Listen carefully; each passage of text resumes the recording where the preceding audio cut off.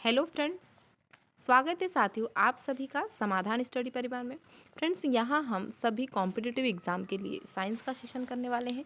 इस साइंस के सेशन में आप पढ़ेंगे फिजिक्स, केमिस्ट्री और बायोलॉजी के क्वेश्चन जो कि आपकी एग्जाम के लिए इम्पोर्टेंट होने वाले हैं। तो नोट डाउन कीजिएगा, हर एक क्वेश्चन को शॉर्ट नोट्स बना लीजिएगा फ्रेंड।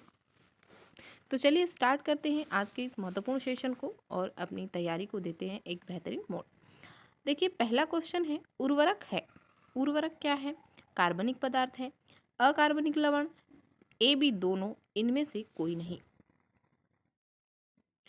उर्वरक पूछा गया है। कार्बनिक पदार्थ, अकार्बनिक लवण ये दोनों ही होते हैं। क और ख जो यहाँ दिया गया है ऑप्शन सी में राइट आंसर होगा ए बी।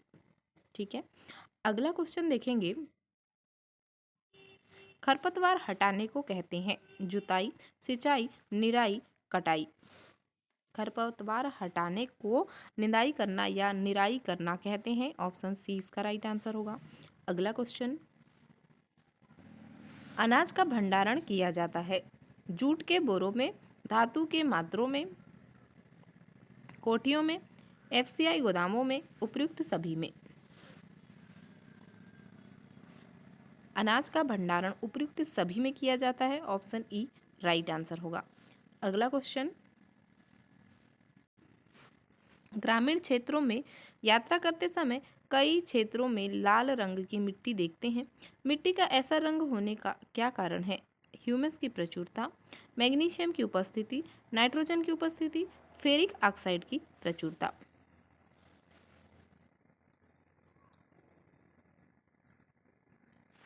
फेरिक ऑक्साइड की प्रचुरता, ऑप्शन डी राइट आंसर होगा। नेक्स्ट, इंटरक्रॉपिंग अंतर फसल प्रक्रिया इनमें से किसे दर्शाती है? वर्ष दर वर्ष एक पौधा उगाना, हर बार फसलों को बदलना, पास पास दो या दो से अधिक फसलें उगाना, अलग अलग समय पर विभिन्न फसलें उगाना।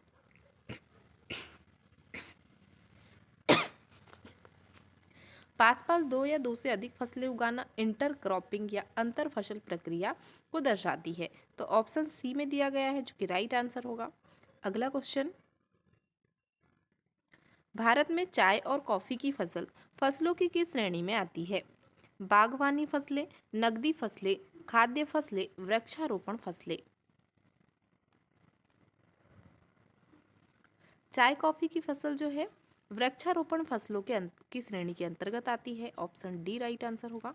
नेक्स्ट, मीठी क्रांति इनमें से किसके उत्पादन से संबंधित है? स्वीट रिवॉल्यूशन जो है पूछा गया है, गन्ना, शहद, चीनी, गुड़। मीठी क्रांति यहाँ पर दे दिया गया है जो कि शहद होगा। ऑप्शन बी राइट आंसर है। नेक्स्ट, भारत की फसलें और फसल जो है दिया गया है। यहाँ पर देखेंगे इस चार्ट को, बागवानी फसलों की बात करें तो केला, अंगूर, आलू, प्याज, इलायची, अदरक, हल्दी आदि इसमें आते हैं। नकदी फसल की बात करें, जूट, कपास, गन्ना, संतरा, आम, कोको इत्यादि इसमें आते हैं। खाद्य फसलों की बात करें तो गेहूं, जौ, धान, मक्का, दालें इत्यादि ये सभी इसके अंतर्गत आते हैं। तो इस चार्ट को स्क्रीनशॉट ले लीजिए या नोट डाउन करिए, आपके लिए इम्पॉर्टेंट होगा। जब भी आप बागवानी फसलें की बात करें तो आप ये सब जो दिया गया है आप इसे शॉर्ट नोट्स बना लें तो आपको याद रहेगा और एग्जाम में आंसर कर पाएंगे। चलिए बढ़ते हैं अगले क्वेश्चन की ओर। काली मिट्टी के बारे में इनमें से कौन सा कथन सही है? यह मिट्टी के सभी प्रकारों में सबसे कम उपजाऊ होती है। यह दक्षिणी पठारों के अधिकांश हिस्से में पाई जाती है। यह उत्तर भारतीय गंगा के मैदानों के अधिकांश भाग में पाई जाती है। काली मिट्टी में फास्फोरस, नाइट्रोजन प्रचुर मात्रा में पाई जाती है। काली मिट्टी के बारे में सही कथन जो है, यह दक्षिणी पठार के अधिकांश हिस्सों में पाई जाती है। ऑप्शन बी राइट आंसर होगा। नेक्स्ट, कर्तन एवं दहन कृषि प्रणाली को भारत के किस राज्य में बेवर के रूप में जाना जाता है? मध्य प्रदेश, झारखंड, आंध्र प्रदेश, राजस्थान। कर्तन एवं दहन कृषि मध्य प्रदेश में इसे बेवर के रूप में जाना जाता है। ऑप्शन ए राइट आंसर होगा। अगला क्वेश्चन, समोच्च जुताई क्या है? समोच्च रेखाओं के साथ ढालू भूमि पर जुताई, समोच्च रेखाओं के साथ बंजर भूमि पर जुताई, समोच्च रेखाओं के साथ टेढ़ी मेढ़ी जुताई, समोच्च रेखाओं के साथ मैदानों पर जुताई। समोच्च जुताई पूछा गया है, किसे कहा जाता है? तो समोच्च रेखाओं के साथ ढालू जमीन पर जुताई करना ही समोच्च जुताई कहलाता है। ऑप्शन ए इसका राइट आंसर होगा। अगला क्वेश्चन, विटिकल्चर के द्वारा निम्न में से किस भारतीय राज्य में सर्वाधिक उत्पादन होता है? उत्तर प्रदेश, महाराष्ट्र, जम्मू कश्मीर, बिहार। विटिकल्चर की बात करें तो अंगूर उत्पादन से संबंधित है विटिकल्चर। विटिकल्चर महाराष्ट्र में सर्वाधिक उत्पादन होता है। ऑप्शन बी इसका राइट आंसर होगा। नेक्स्ट, किस फसल के अलावा निम्नलिखित में से सभी खरीफ की फसलें हैं? बाजरा, रागी, मक्का, गेहूं। आंसर होगा गेहूं, ऑप्शन डी। गेहूं जो है वो रबी की फसल के अंतर्गत आता है। यहाँ पर बोला है कि खरीफ की फसलें कौन सी हैं, तो बाजरा, रागी और मक्का खरीफ की फसलें हैं, और जो गेहूं है इसे ही छोड़कर सभी खरीफ की फसलें हुई, तो गेहूं रबी की फसल है। ऑप्शन डी राइट आंसर होगा। अगला क्वेश्चन, भारत सरकार ने राष्ट्रीय किसान नीति NPF national policy of farmers को मंजूरी कब प्रदान की थी? 2007, 2010, 2018, 2001। आंसर होगा 2007, ऑप्शन ए। अगला क्वेश्चन, भारत में हरित क्रांति को सफलतापूर्वक निष्पादित करने का श्रेय किसे जाता है या किसको जाता है? सत्येंद्र नाथ बोस, हरिश्चंद्र, एम.एस. स्वामीनाथन, सुब्रमण्यम चंद्रशेखर। भारत में हरित क्रांति मतलब कि ग्रीन रिवॉल्यूशन, तो यह एम.एस. स्वामीनाथन जो है इन्हीं के द्वारा इसका निष्पादन किया गया भारत में। ऑप्शन सी राइट आंसर होगा, एम.एस. स्वामीनाथन। अगला क्वेश्चन, ग्रीन जो है रिवॉल्यूशन या हरित क्रांति के अंतर्गत एक और क्वेश्चन आप नोट डाउन कीजिएगा कि जो विश्व स्तर पर अगर हरित क्रांति का निष्पादन समर्थन किसने किया, तो नॉर्मन ई बोरलॉग के द्वारा। देखेंगे अगला क्वेश्चन, अर्ध शुष्क जलवायु परिस्थितियों और अपकृष्ट मिट्टी में उगाई जाने वाली वह फसल जो खाद्य फसल के साथ साथ चारे की फसल भी है, निम्न में से क्या है? ज्वार, मक्का, बाजरा, गेहूं। आंसर होगा मक्का, ऑप्शन सी। अगला क्वेश्चन, स्वतंत्रता के समय भारत की लगभग 75% जनसंख्या किस पर निर्भर थी? कृषि, सेवा, विनिर्माण, खनन।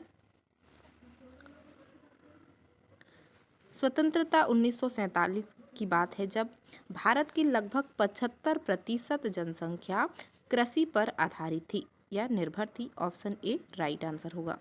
अगला क्वेश्चन, निम्नलिखित में से कौन सा तिलहन रबी फसल और खरीफ फसल दोनों में उगाया जाता है? अलसी, मूंगफली, सरसों, अरंडी का बीज। आंसर होगा ऑप्शन डी अरंडी का बीज। नेक्स्ट, निम्न में से कौन से राज्य में अरेबिका कॉफी का उत्पादन किया जाता है? Assam, Uttarakhand, Paschim Bangal, Karnataka. Arabica coffee. Answer होगा कर्नाटक, ऑप्शन डी। अगला क्वेश्चन, दिए गए विकल्पों में से सिंचाई की एक विधि है नहर, दोहरी फसल लेना, जुताई, सीढ़ीदार खेती। ऑप्शन ए नहर इसका राइट आंसर होगा। सीढ़ीदार खेती जो है नदियों के किनारे की जाती है, इसे भी आप नोट डाउन कीजिएगा। अगला क्वेश्चन, निम्नलिखित में से कौन सी वस्तु गन्ने से प्राप्त नहीं होती है? गुड़ रस, चीनी, खांडसारी, शहद। शहद मधुमक्खी से प्राप्त होता है। ऑप्शन डी राइट आंसर होगा। नेक्स्ट, किसकी स्थापना 1963 में बीज उत्पादन के क्षेत्र में जिम्मेदारी के लिए विशेष रूप से HYV बीजों के मूल भंडार के लिए की गई थी? नया सहकारी विकास, राष्ट्रीय बीज निगम, राष्ट्रीय कृषि निगम, कृषि बीज निगम।